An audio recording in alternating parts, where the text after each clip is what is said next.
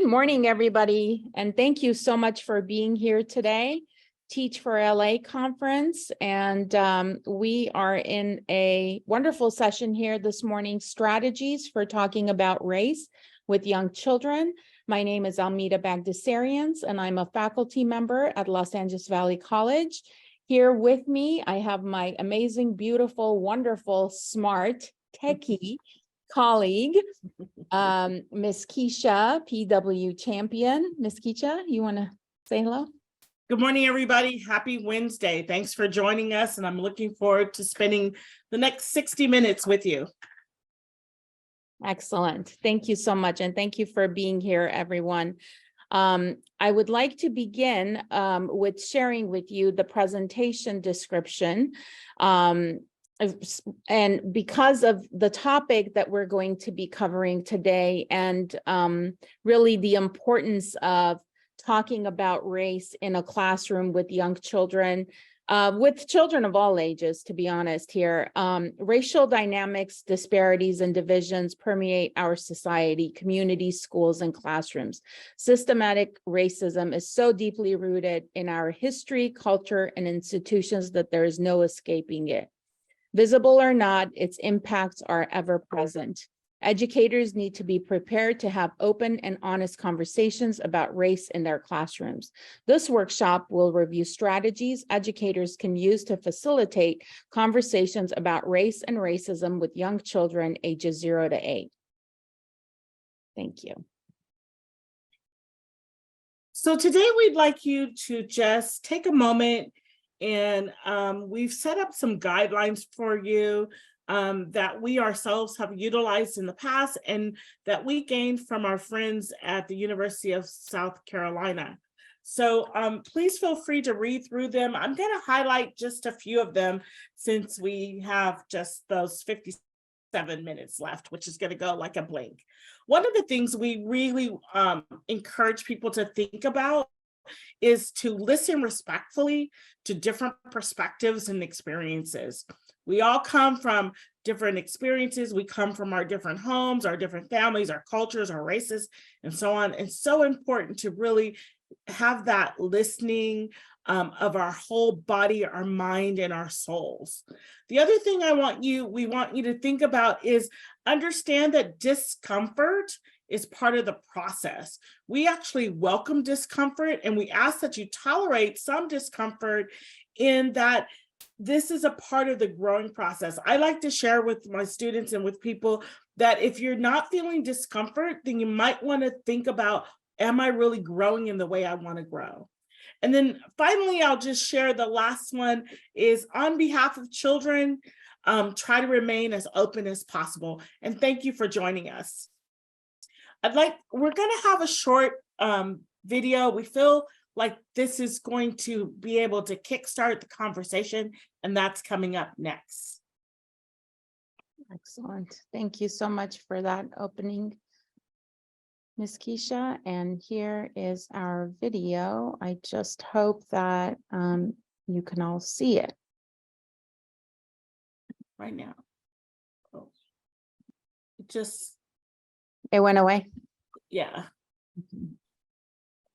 Can you see it now? Perfect. Well, now we have to enjoy some. how much fast food could you get for $1? Sure, what that is. Let's talk about that. That's weird. That's the wrong thing. You want me to grab it?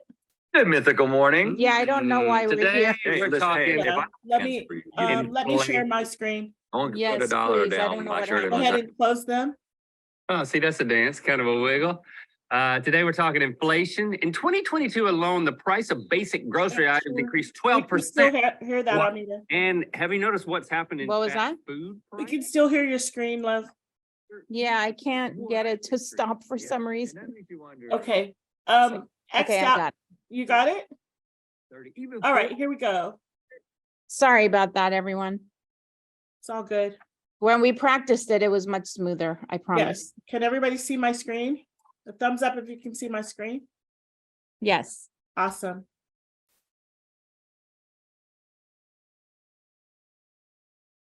Here we go. Thank you. Sorry about that. One of those touchy subjects you don't really want to get into because you're afraid you might mess up. But the fact is that The video is not working. old. Hold on one second. Mhm. This is one of the reasons why technology is so fun. Right. And I don't know why mine didn't work. All right, should be good now. And Yes. race is one of those touchy subjects you don't really want to get into because you're afraid you might mess up. But the fact is that as early as 3 years old, children are classifying people based on their appearances. And so the worst conversation adults can have with kids about race is no conversation at all.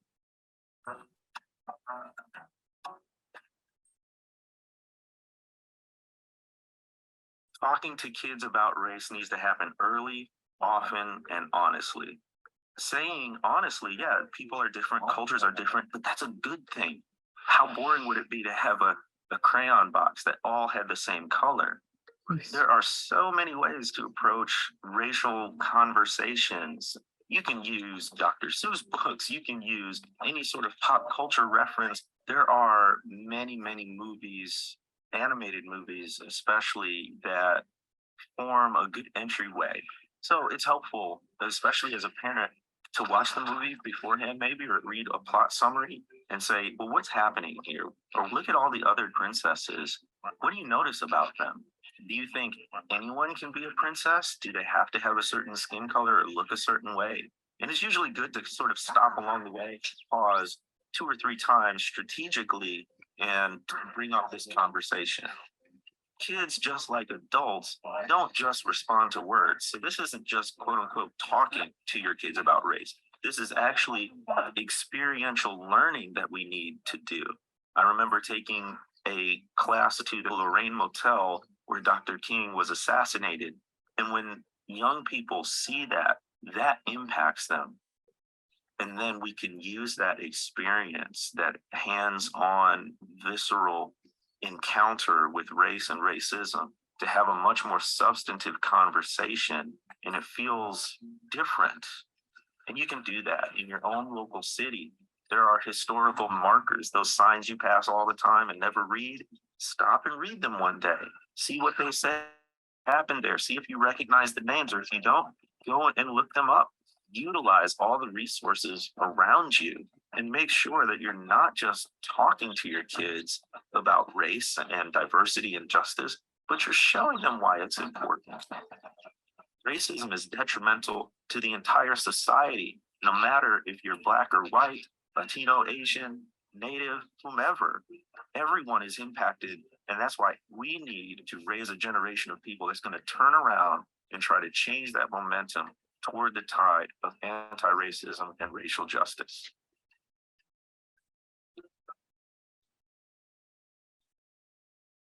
All right, go ahead, Elmida. Thank you. Thank you. Thank you so much, Kisha. Sorry about the video situation.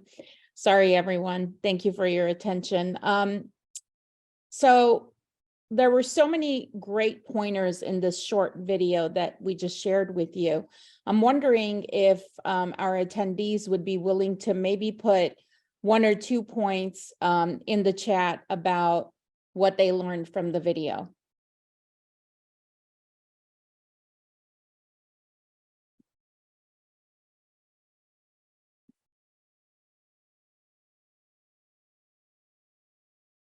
Also, if you're willing to share, if you could please unmute and share, that would be fantastic.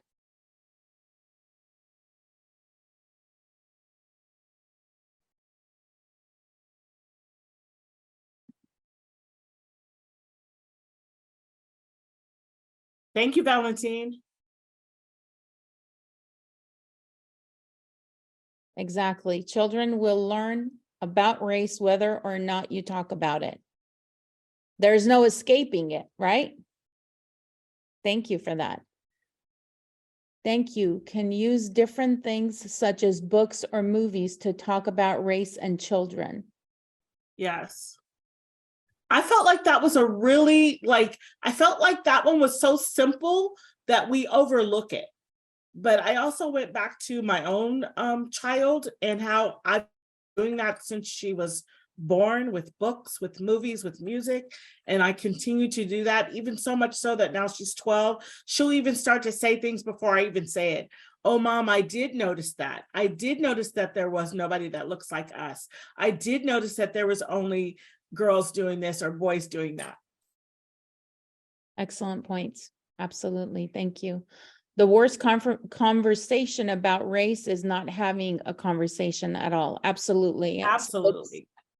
Can't say enough about that, because if we're ignoring or avoiding or just not wanting to go there, then that in itself is a message that this is not something important, or this is not something that we want to be talking about, right? Okay, so thank you so much for your participation, everyone.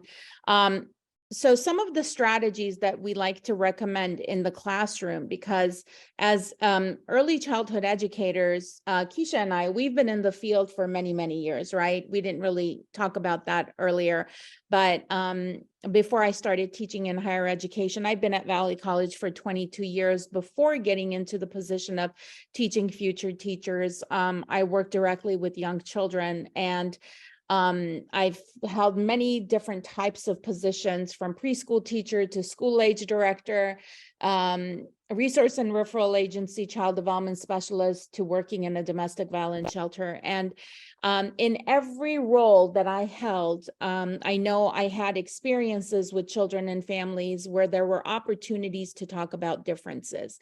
And so when we talk about strategies, we know that strategies in the classroom are so important, but we also need the parents' help. We need other teachers' help. We need the administrators' help. So it's everybody working together. But as Kisha and I were preparing this presentation, we realized we only had 1 hour to talk about this topic. And if we wanted to talk about strategies in the classroom, strategies with the parents and other teachers and administrators, we thought we'd probably be here for about 3 to 4 hours. So we've really narrowed down this conversation for today to talk about strategies in the classroom. So creating a welcoming classroom, what do we mean by that? Well, as teachers, we need to be observant. We need to ask questions. We need to do the research, some of it in advance before our children even begin in our classrooms. Then to think about, okay, now that the kids are here, I need to do even further research and find out what are their interests, what experiences do these children have when they're not here? Are there things that they are doing in the communities that they live in that are special and different that I can invite and bring into my classroom, right? So creating a welcoming classroom can happen in a lot of different ways. Sometimes when I walk in to visit my practicum students, I'll see photos of the children and their family members. I see, and immediately I get this happy face, right? Because I think, oh, this teacher is paying attention to individual children and their families, because we know that children come to our classrooms with all of that, right? They come maybe by themselves, but really they're coming with their families because of all the experiences that they have, and their communities, of course, their culture, their race, their ethnic background. So use classroom materials that are inclusive of abilities, race, gender, ethnicity, and culture. Always keeping in mind, we don't want to be stereotypical, but we want to have representation. And so what a great way to make your classroom diverse, to include every child, to include every family. Create opportunities for dialogue. So lots and lots of opportunities for children to ask questions. Welcome it. So when a child says, but I want to know why Kisha's hair is different than mine. That is such a great question. Why is it different than yours, right? So how can we expect children to be respectful and understanding and appreciative if we don't show them how, right? So immediately jump on the opportunity rather than saying, oh no, we're all the same. And I hear this all the time. You know, when I go to visit students, I'll hear very, they mean well, right? A lot of the teachers who say things like, we're all human, we're all the same, we have so many similarities. There's so much focus on wanting to say we're the same that sometimes I feel educators forget that we're actually completely different. And that's what's really great about it, right? As it was mentioned in the video, it's a good thing, not a bad thing, right? You don't want to open up a crayon box and all of them are the same color crayons, right? You do want the differences. So number 2, root out biases and barriers. Examine your own biases regardless of your race and background. So we all have experiences that we bring to the classroom. There's no human with no biases. That's just not possible unless they were raised in a bubble. And so maybe even then you have some biases against bubbles. I don't know. Reflect on your own teaching and have dialogue with colleagues. So the more we spend time thinking about what we say, how we say it, how we do it in our classrooms, the better we get at teaching, because we have opportunities to reflect on, oh, today, this is how I set up this activity for the children. What are some other ways I could have included some of the kids who never want to go to that table, for example, right? All right. Recommendation number 3, or strategy number 3, encourage self-expression. Allow and encourage learners to share about their backgrounds, race, culture, and ethnicity. I love this one because it always reminds me of a time when I first started working with children. And I remember the lead teacher that I worked with, Stacy, she was a sweetheart. She was my lead teacher. She said, Elmida, why don't you tell the children that you speak more than one language? Why don't you want to tell them where you were born? Share with them, because when I first started teaching, I thought I had to fit in this box of what a preschool teacher was because of the lead teachers I had met before who wanted me to be just like them. But this particular teacher invited me and encouraged me to share with the children who I really was. And I have to be honest, I don't even think that I really started appreciating who I really was until I started working with that particular teacher who said, that's amazing. Tell the kids that you speak more than 4 languages. Tell the kids that you've been to all these different schools because at the time you had no choice, but because of this, because you lived in different continents and different countries, you had to learn different languages, right, and ways to fit in and ways to get to know and become part of that classroom's culture. Promote diversity by showing your respect, care, and welcoming attitude about differences. Model the behaviors you want to see from the children.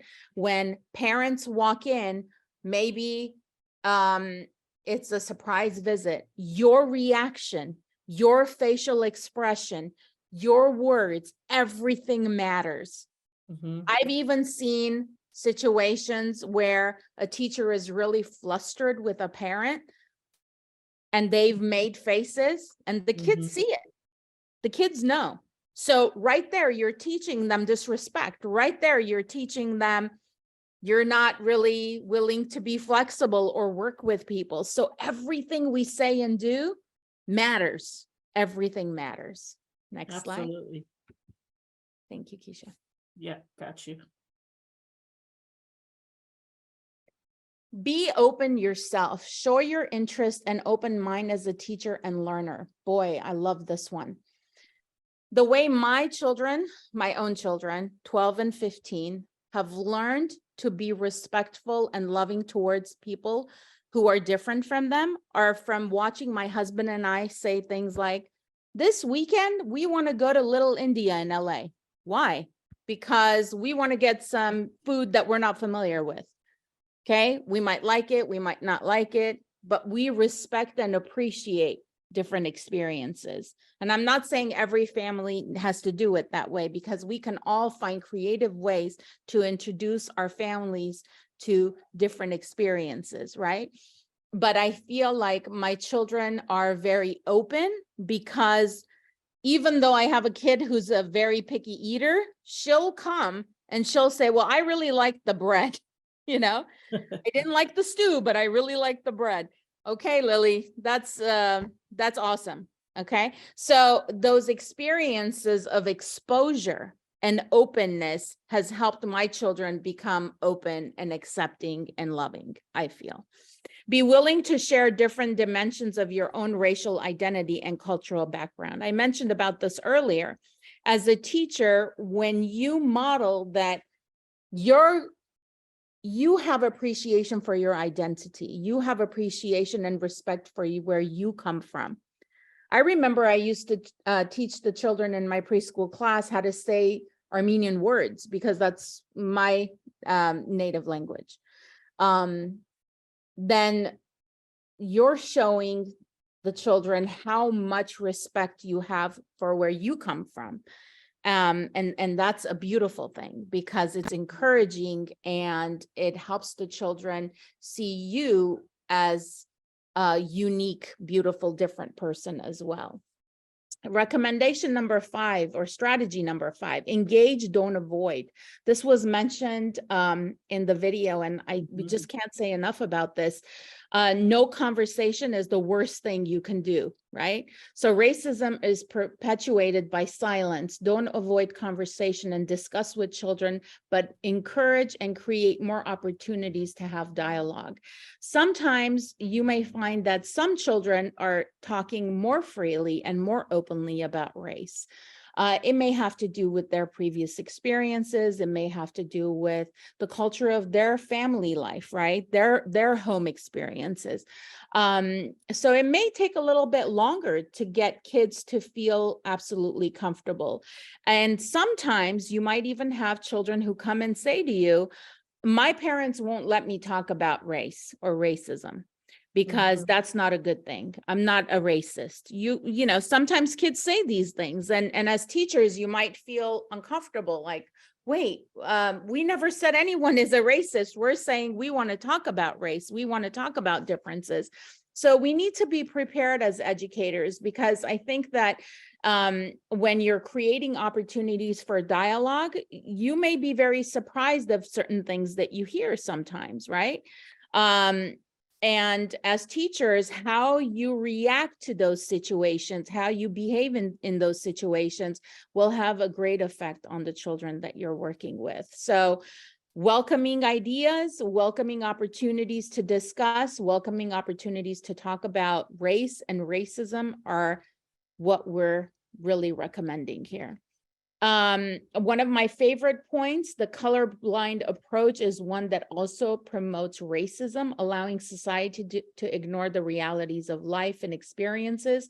Comments like we are all the same, we are all humans, we are all equal, which is absolutely what we don't want to teach children, right? Because if I say I'm colorblind, I'm saying I don't even recognize that Kisha and I are from different racial backgrounds.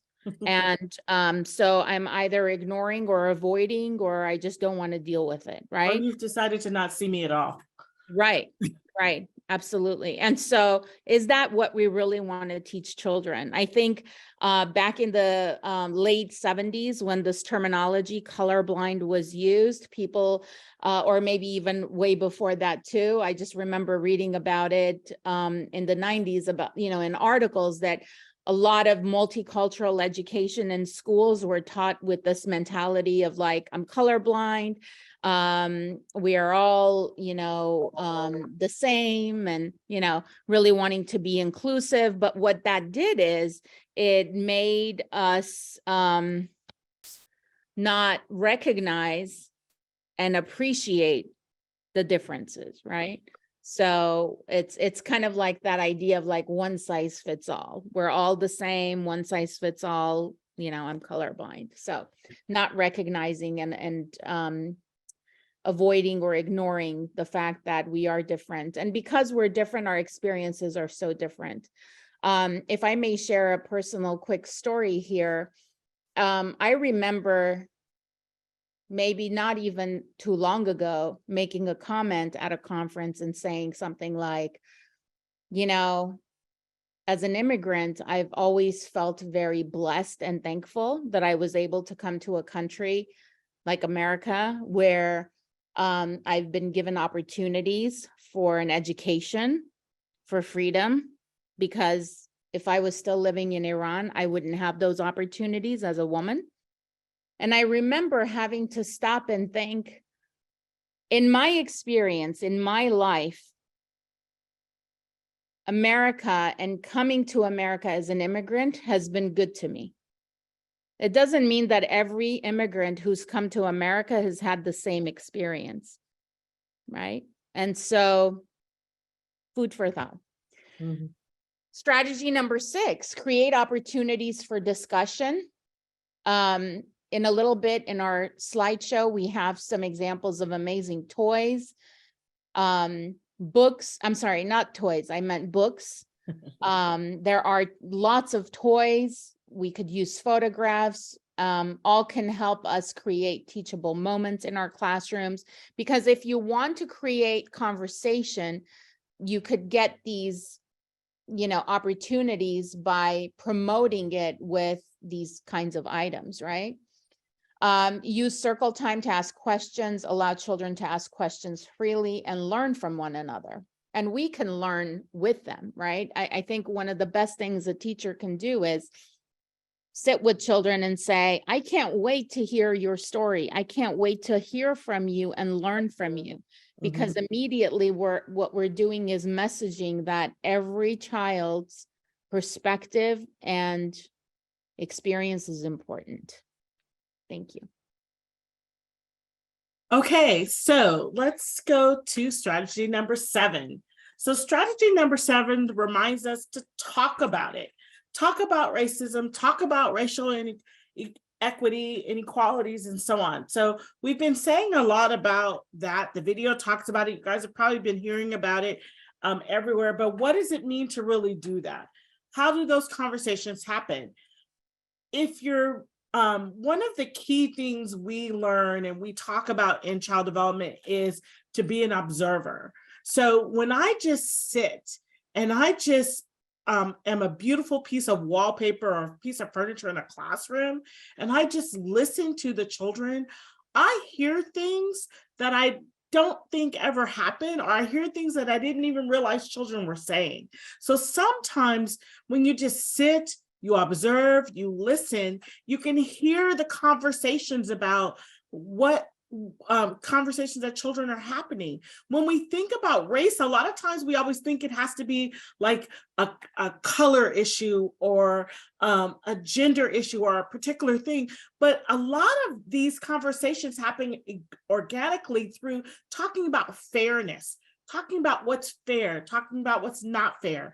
A 2-year-old, a toddler understands fairness and unfairness. So as you're talking to children about race, keep in mind that you want to keep it towards that individual characteristic or an individual or culture, piece of the specific content of what may or may not have happened. Earlier, my friend Elmida talked about, well, why is Kisha's hair different? Maybe a child would say that.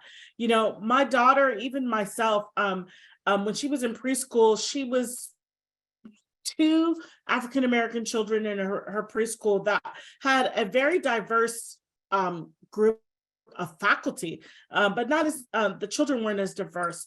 And from time, other children would come up and touch her hair. And so I appreciated that wasn't even something I had to talk to the teachers about or ask them about how to handle it, because they were right on it and talking about, this is her hair, this is her personal space. We say that a lot to children about personal space. Let's ask her how she feels about that and talking it through. They also made sure they had dolls that had hair like my daughter's, not just Black dolls with white faces or Chicana dolls with white faces and so on. So those are also important aspects. And looking at how racism can be experienced at many different levels. Racism can be experienced internally, externally. You can experience it in your own family. You can experience it out in the world. You can experience it at your workplace. So it comes at different levels. So we have to be ready to have those conversations in different aspects of when that happens. Strategy number 8, establish and reinforce your norms. So when we started this meeting, we started with some guidelines. We started with norms. I'm using air quotes because a lot of people call them norms now. I actually call them agreements. When I'm in the classroom, I call them agreements. And so I like to come together with the children. Sometimes we have what I used to call town hall meetings that anyone could call. And we would come together and we say, what are some agreements that we want to have in the classroom? What makes you feel comfortable? What do you need so you can play with your friends and so on? And you can put this in general terms. You can speak in the terms that children know as well. And here, I really have never followed like rules in the classroom, like you have to respect everybody and so on. I feel like if you look at, we have to treat each other well, we have to treat the equipment well, and we have to treat each other well, then that takes care of all of those pieces. Maybe in the chat, some of you can write down for those of you who are teaching in a classroom or working with children, or even if you're not, maybe you can put some agreements that you have in your classroom, or some agreements or some things that maybe, what would be a norm or an agreement or a guideline that you would like to start if you don't have this already, or what's something you have already. And while you're doing that in the chat, I'm gonna continue to number 9. Strategy number 9 is focusing us on the process. Thank you, Elmida. I love that you put listen to each other. Oh, yes, that's great. Safety, respect, commitment, and commitment to growth. Those are all wonderful points. And I love that you guys a lot of you are saying you want to have a safe space. This should be something we share. Absolutely, being able to share. And you know what I want to say to that? I can't just share anywhere, and I can't just share with anyone. Yes, trust. I love that. In order for me to be able to be open, I have to have a relationship. I call it the big R's when I do lectures and when we talk. We have to have a relationship with the people around us. If you want me to be able to share, trust, give, and all of those things, it's important for me to have a relationship with you, or begin to get to know you. I need to know your story. You need to hear mine. But all of that happens through the process, right? And it happens through respect. It happens through building relationships. And number 9 and 10 both speak to that as well, where they say the process is as important as content. Actually going through the steps and understanding that this is a journey. I hope that you've heard this before. This is not a walk. This is the journey. Elmida and I have both been in the field for a long time. I've been in the field over 30 years this year. And there's things I've learned today and yesterday I didn't know even a week ago.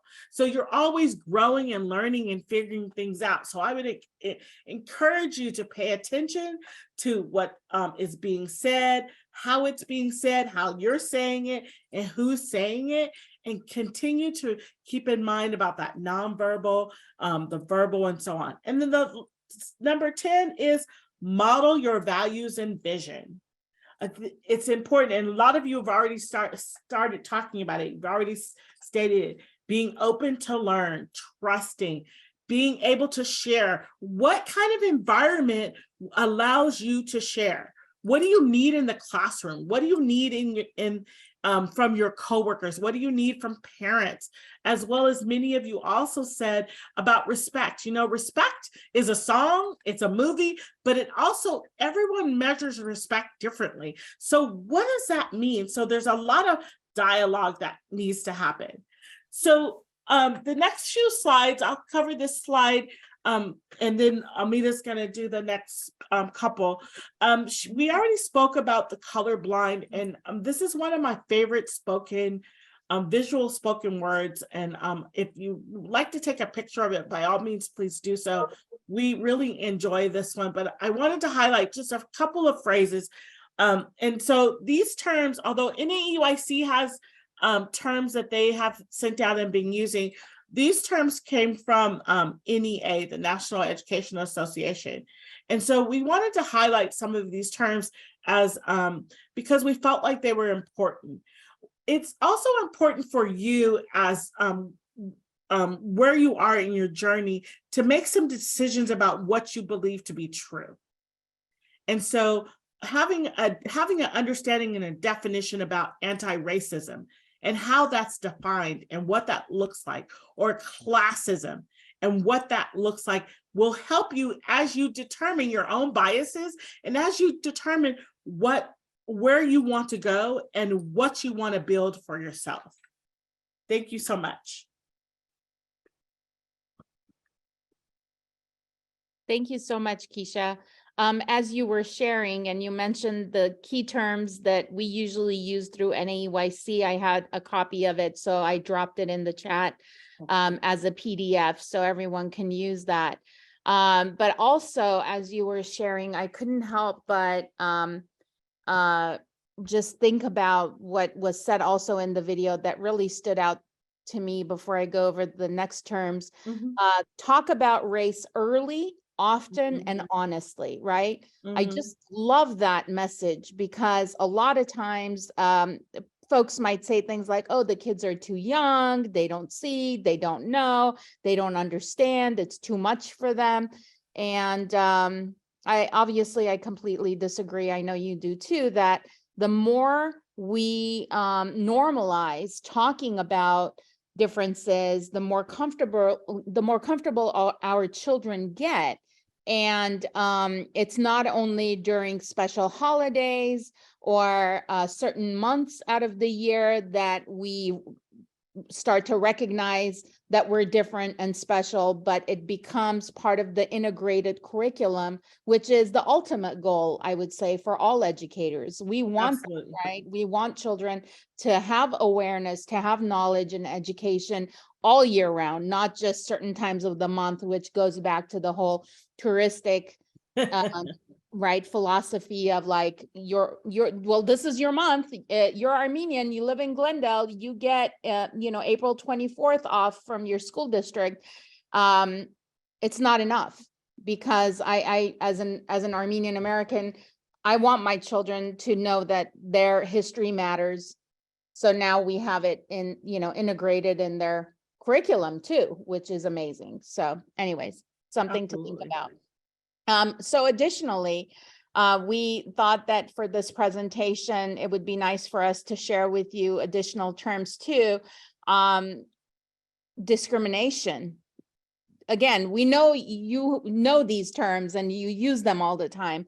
Diversity, equity, all very important. One that I want to focus in on today is equity, because I think that a lot of times I hear future teachers or even current teachers talk about how they love all the students in their classes and all the children that they work with. They love all of them the same, and that every child is equal. They care for them equally. But there is an example that I want to talk about, and I know that this visual is an amazing example of why this is so true. I remember watching a video, Richard Lavoie, who is a longtime advocate, educator, researcher for working with children with learning disabilities. And I remember an example he gave in one of his talks where he says, all these teachers talking about, being equal, everyone gets same treatment in the classroom. The truth of the matter is, you're teaching in a classroom and a child falls down to the ground and is having a seizure or needs CPR, okay?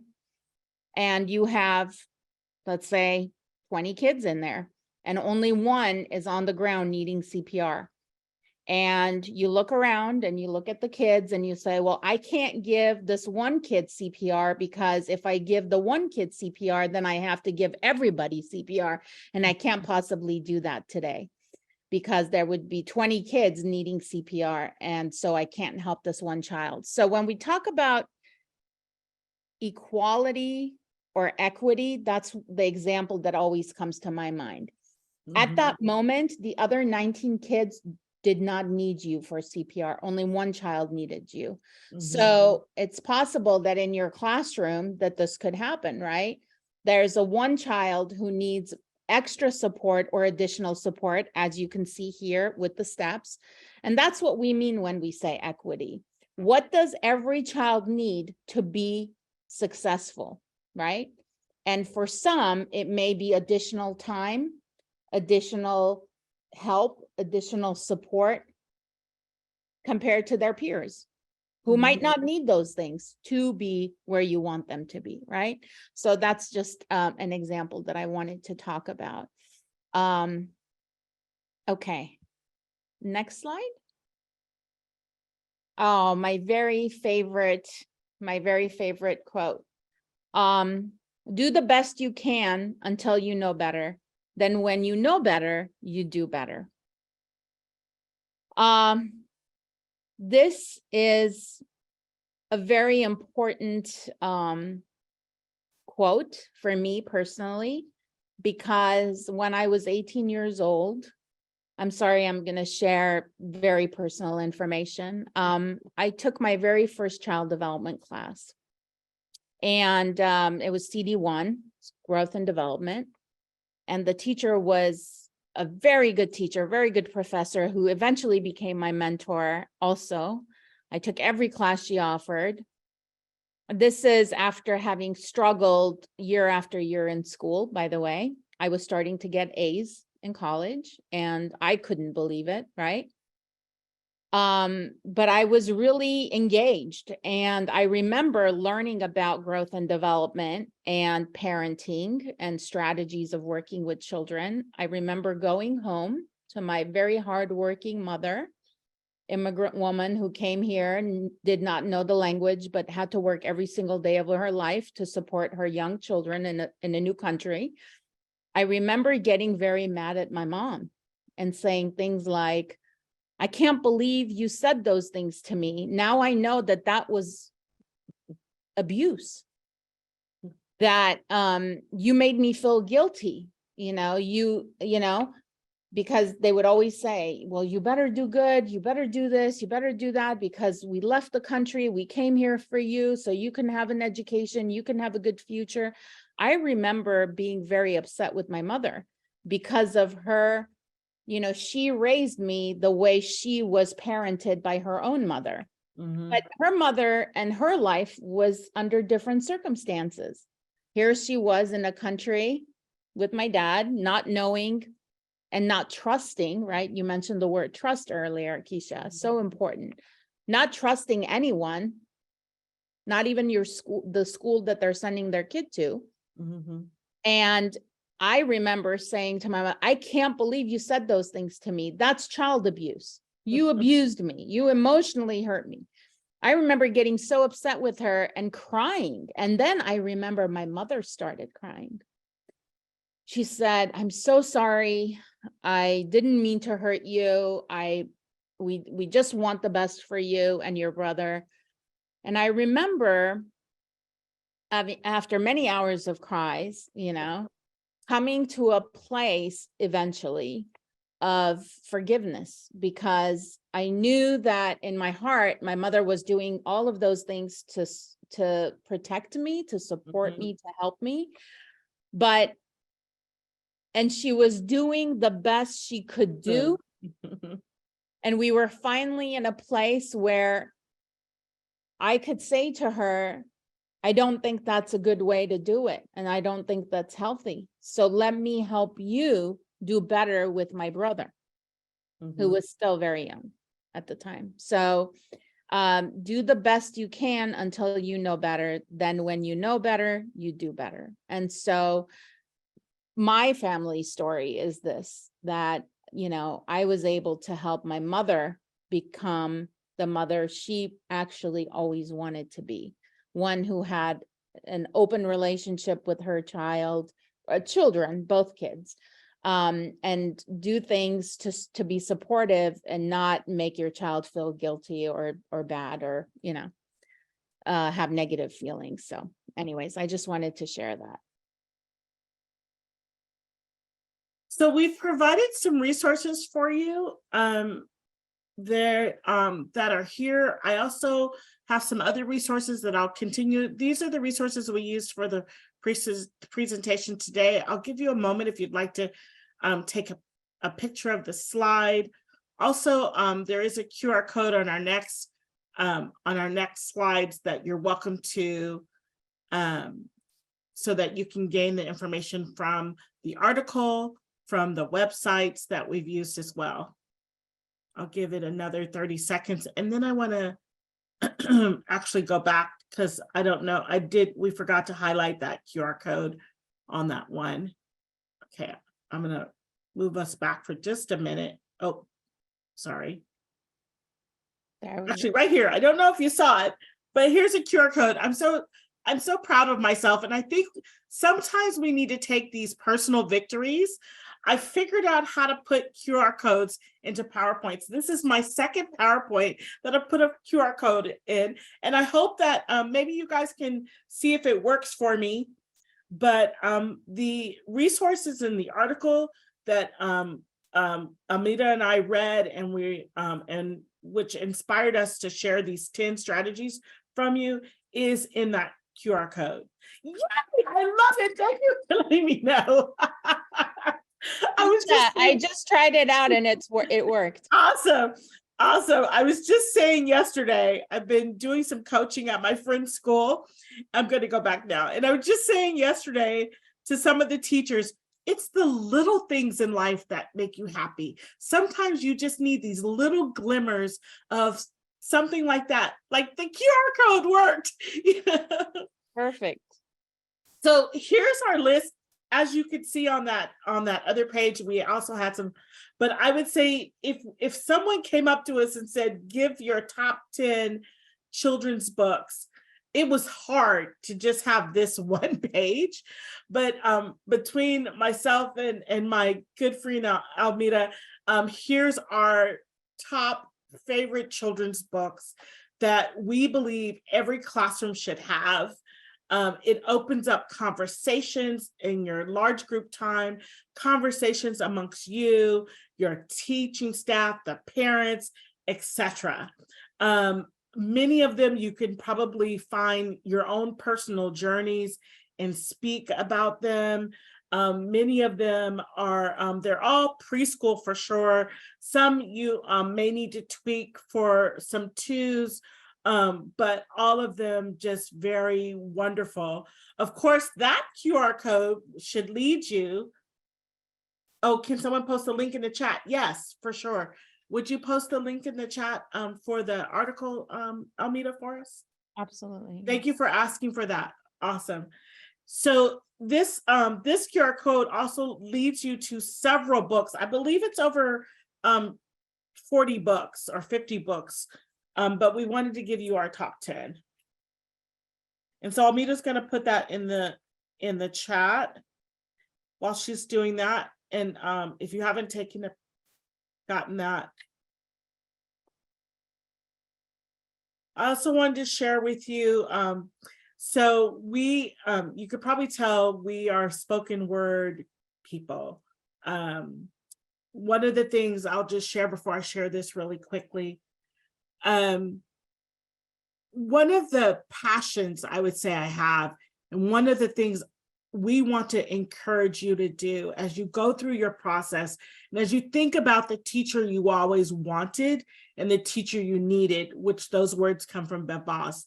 However, one of the things I want to share with you is to think about your own personal mantra, your own personal statement about who you want to be, what kind of teacher you want to be, where you want to go, and so on.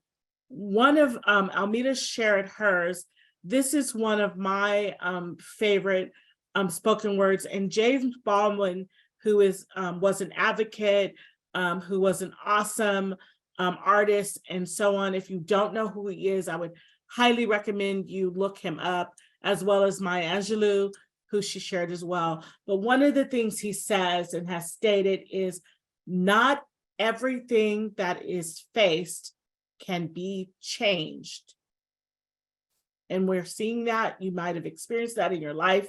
You might know that already. but nothing can be changed until it is faced. And so I just am encouraged by these words of strength, of advocacy, of intention, of incredible endurance by James Baldwin. And here are some other websites that we would like to encourage you to take a look at. And I'm also recognizing Elmida, Rethinking Schools actually changed their name. I meant to update this, right? Which one changed their name? Rethinking Schools.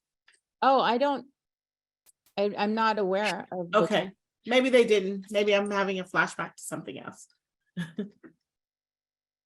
Oh, thank you for that. Okay. I'll look it up real quick. Go ahead, dear. Kisha, could I share the screen? Absolutely. Okay.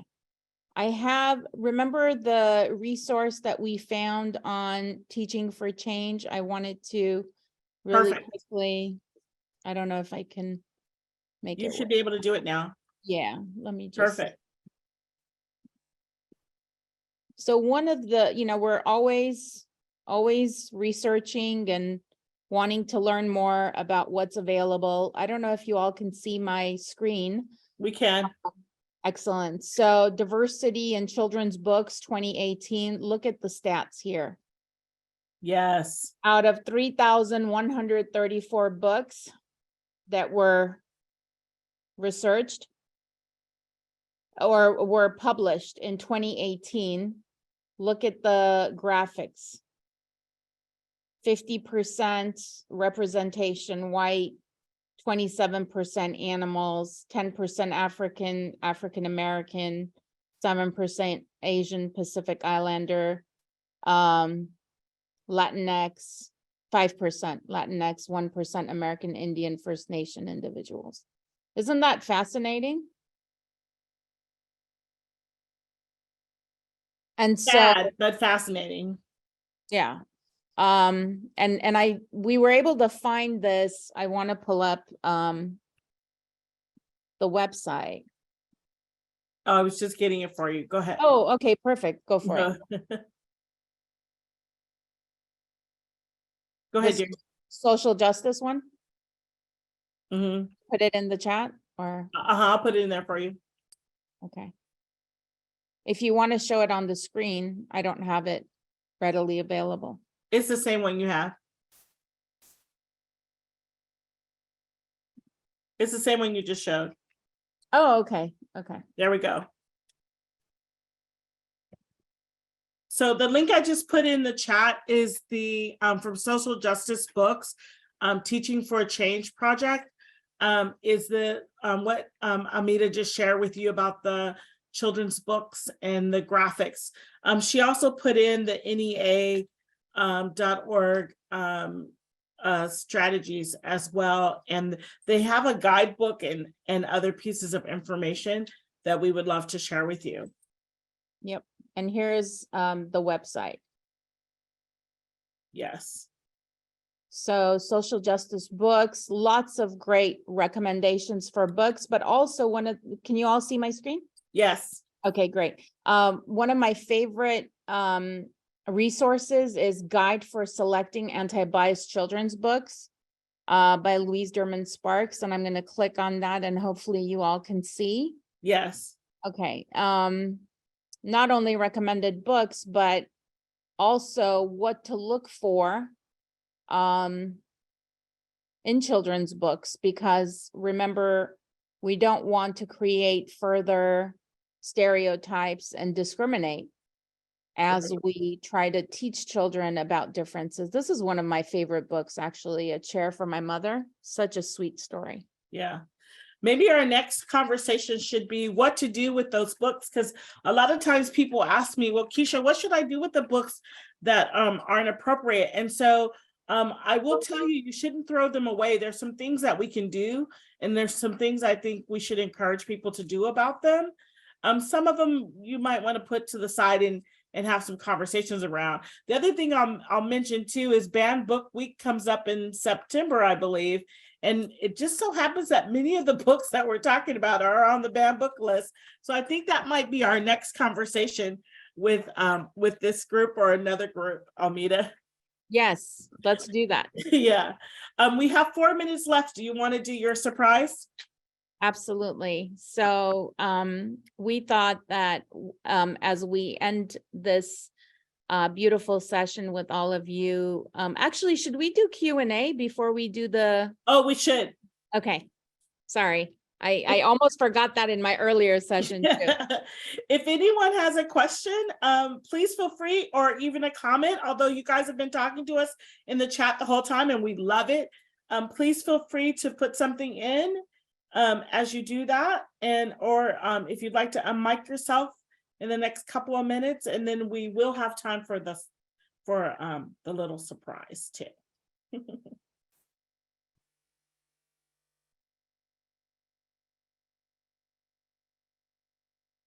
Hi.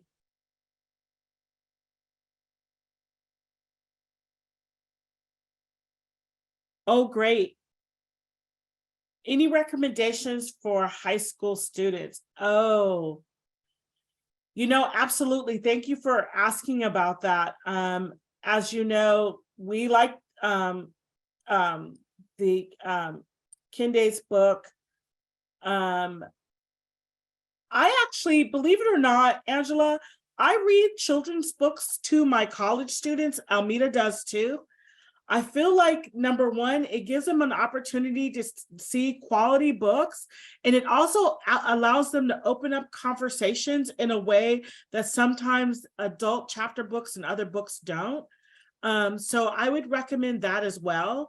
And then I know that American Library Association actually has a list of and categories of wonderful books at different ages. I would recommend that as well. And then our campus library, and I know Valley College's campus library, had a whole series on books and race that I would also recommend. Absolutely, yeah. Oh, And, thank you so much. That was a nice compliment. We've been their favorite session. Excellent, thank you. Vercel, did you want to say something? I probably said your name wrong. Oh, okay, we can see you. No, well, you're fine. I'm at a middle school, so I'm here for all of this. Oh, awesome. Well, I would say the same thing to you as well. I actually have a ton of children's books that I read to them, and that gets the conversation going. Because I feel like it's not so like in your face sometimes, for those students who may not be ready or their families may not be ready. So I'd highly recommend that to you as well. Antoinette, did you need? Hi. Yeah, I just wanted to agree with the picture books. I read picture books I love picture books, but I work in a library, so they're good. They have a simple message and you can read it in one setting. Like sometimes you can't read a whole chapter, in the library. So a picture book I can read in 10 minutes. We can have a discussion. It starts the conversation. And thank you so much. I enjoyed all of this. Oh, thank you. We enjoyed all of you. Thank you so much. Elmida? Yes, I just wanted to say that in the chat, I know that it was part of the resource list earlier, but Teaching for Change is a fantastic organization. Mm-hmm. If you go to their website, there is resources for, outside of the 0 to 8 age group as well. Mm-hmm. Lots of great videos, articles, and something that Kisha and I had talked about, and Antoinette just mentioned. So true. Sometimes, for many reasons, sometimes it's because there's not enough time, sometimes there's not enough energy, sometimes there's not maybe enough commitment on some people's parts. We don't know, right?